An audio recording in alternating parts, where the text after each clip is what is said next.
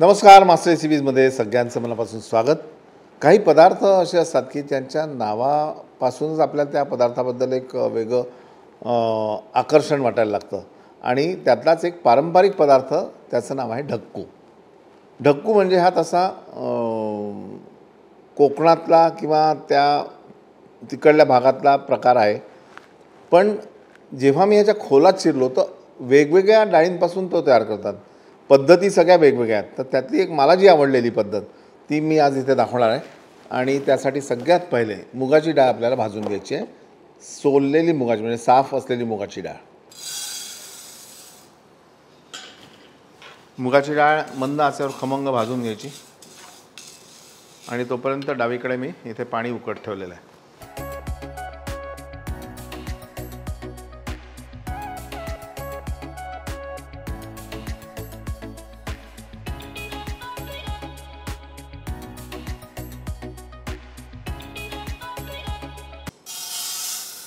ही भाजलेली डाळ,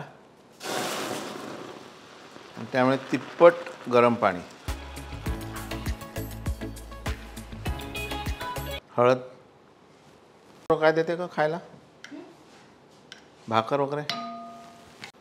आणि शिजत असतानाच यामध्ये एक बारीक चिरलेला कांदा आणि काळी मिरी.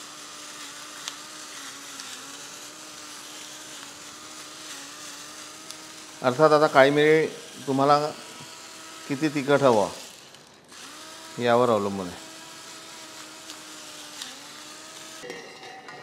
आता मंद आचेवर याला पण शिजवून घेऊ.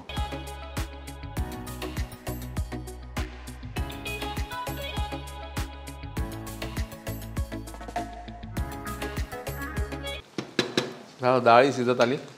हे छान असं घोटून घ्यायचं आणि मग यामध्ये आवश्यकतेनुसार पाणी.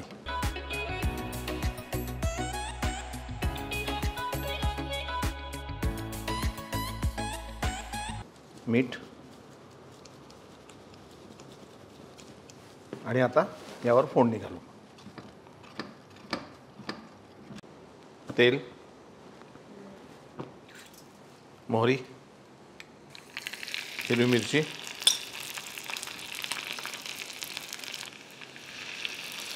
लसूण आणि गॅस बंद करून हिंग. हिंग घातल्याबरोबर थोडी कोथिंबीर घाला म्हणजे फोडणी जळणार नाही. आणि नंतर ही तयार फोडणी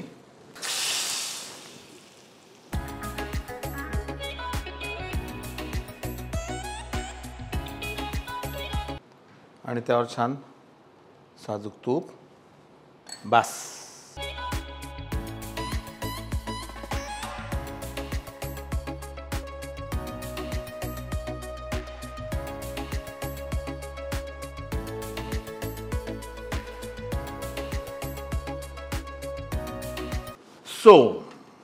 हा ढक्कू एका वेगळ्या प्रकारचा तयार झालेला आहे.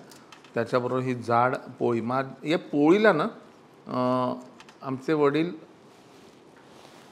हारोळी म्हणायचे. हारोळी तो त्यांच्या तिकडला नाशिकाकडला शब्द असेल, पण ते कधी कधी मला बनवून मागायचे.